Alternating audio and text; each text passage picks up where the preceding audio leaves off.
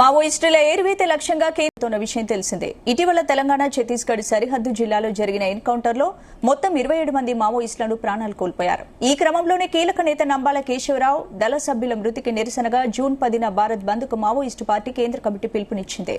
అదేవిధంగా జూన్ 11 నుండి ఆగస్టు 3 వరకు అమరవీరుల స్మారక సభలను నిర్వహించనున్నట్లుగా వెల్లడించారు. 2024 నుంచి ఇప్పటి వరకు 540 మంది మావోయిస్టులు భద్రతా దళాలు జరిపిన ఎదురుకాల్పుల్లో మృతి చెందారు. తాము శాంతి చర్చలకు సిద్దమని ప్రకటించినా కేంద్ర ప్రభుత్వం ఆపరేషన్ కగార్ను ఆపడం లేదన్నారు.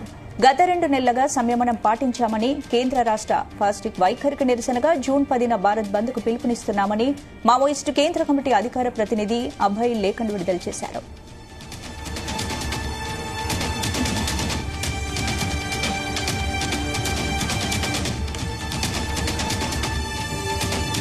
ఈ అంశానికి సంబంధించి పూర్తి అప్డేట్స్ మా ప్రతినిధి తిరుపతి అందిస్తారు. తిరుపతి. థ్యాంక్ యూ స్పందన.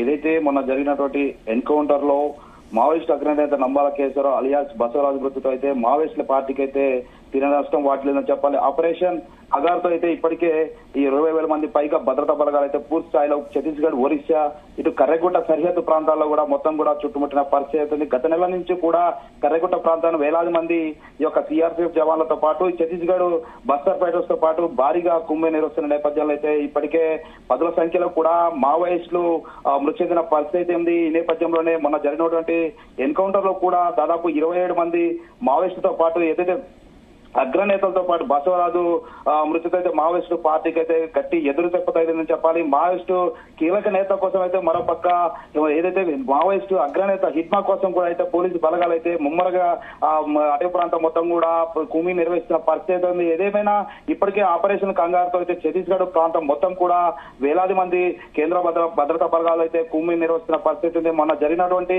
ఈ యొక్క ఎన్కౌంటర్ లో నంబాల కేశవరావు మృతితో అయితే జూన్ 10న భారత్ బంద్ కూడా మావోయిస్టు పిలిపించిన పరిస్థితి ఉంది. మరోపక్క అదైతే జూన్ 11 నుంచి కూడా 13 వరకు కూడా అమరవీరుల స్మారక సభలు కూడా నిర్వహించాలంటూ కూడా ఇటు మావోయిస్టు కేంద్ర కమిటీ అయితే పిలుపునిచ్చిన నేపథ్యంలో అయితే ఇప్పటికే కేంద్ర భద్రతా బలగాలు అయితే అటవీ ప్రాంతం మొత్తం కూడా కుమ్మి నిర్వహిస్తున్న పరిస్థితి. ఇటు ఛత్తీస్గఢ్, ఒరిస్సా, ఇటు మహారాష్ట్ర, తెలంగాణకు సంబంధించినటువంటి బార్డర్ లో కూడా పూర్తి స్థాయిలో కూడా బందోబస్తు ఏర్పాటు చేసి ప్రతి ఒక్క వాహనాన్ని కూడా తనిఖీ చేస్తున్న పరిస్థితి ఉంది. మొత్తంగా చూసుకుంటే ఇప్పటికే 2024 నుంచి కూడా ఇప్పటి వరకు దాదాపు 500కు పైగా అయితే అయితే ఏదైతే మావోయిస్టులకు భద్రతా బలగాలు జరిగినటువంటి ఎన్కౌంటర్లు అయితే దాదాపు 500 మంది పైగా మావోయిస్టులు అయితే మృతి చెందిన పరిస్థితి అయితే ఉంది. మరోపక్క ఇప్పటికే కేంద్ర హోంశాఖ మంత్రి అమిత్ షా కూడా ప్రకటించారు. ఏదైతే 2026 మార్చి వరకు కూడా మావోయిస్టులు లేని దేశంగా నిర్మూలిస్తామంటూ కూడా ప్రకటించడం జరిగింది. ఆ నేపథ్యంలో ఇప్పటికే ఏదైతే మావోయిస్టు గట్టి పట్టున్నటువంటి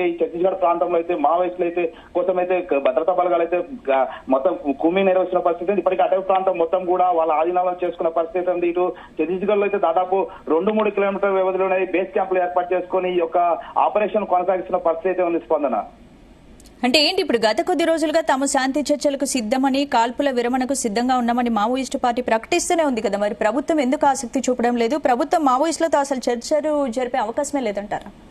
ఎస్, మనం ప్రధానంగా చూసుకుంటే మాత్రం గత 10 దశాబ్ద కాలం కింద కూడా ఒక చర్చలు జరుపుతామంటూ కూడా మావోయిస్టులు లేఖలు విడుదల చేశారు. గత ఉమ్మడి ఆంధ్రప్రదేశ్ హయాంలో కూడా వైఎస్ రాజశేఖర హయాంలో కూడా ఈ యొక్క చర్చకి సిద్ధమంటూ కూడా ఒక లేఖను విడుదల చేశారు. చర్చకి సిద్ధం అనే నేపథ్యంలో కూడా వాళ్ళు చర్చ జరుగుతున్న నేపథ్యంలో కూడా వాళ్ళు ఒక ఎన్కౌంటర్ ఏదైతే ఎదురుకాల్పులు దిగిన నేపథ్యంలో అయితే ఇప్పుడు కేంద్ర ప్రభుత్వం కావచ్చు, రాష్ట్ర ప్రభుత్వం కావచ్చు, ఎవరు కూడా సానుకూలంగా స్పందించే పరిస్థితి లేదు. ఎందుకంటే ఇక్కడ ఏదైతే 2026 వరకు కూడా ఏదైతే జార్ఖండ్ కావచ్చు, మహారాష్ట్ర కావచ్చు, ఛత్తీస్గఢ్ కావచ్చు, ఒరిస్సా ఈ ప్రాంతాల్లో మొత్తం కూడా ఈ యొక్క మావోయిస్టు కార్యకలాపాలు నిర్వహిస్తుంటారు. ఈ నేపథ్యంలో ఈ యొక్క ప్రాంతాల్లో కూడా ఛత్తీస్గఢ్ ప్రాంతంలో ఉన్నటువంటి మావోయిస్టులు పూర్తిగా మట్టి పట్టించే విధంగా అయితే కేంద్ర ప్రభుత్వం నిమగ్నమైన చెప్పాలి. స్పందన. Right, thank you.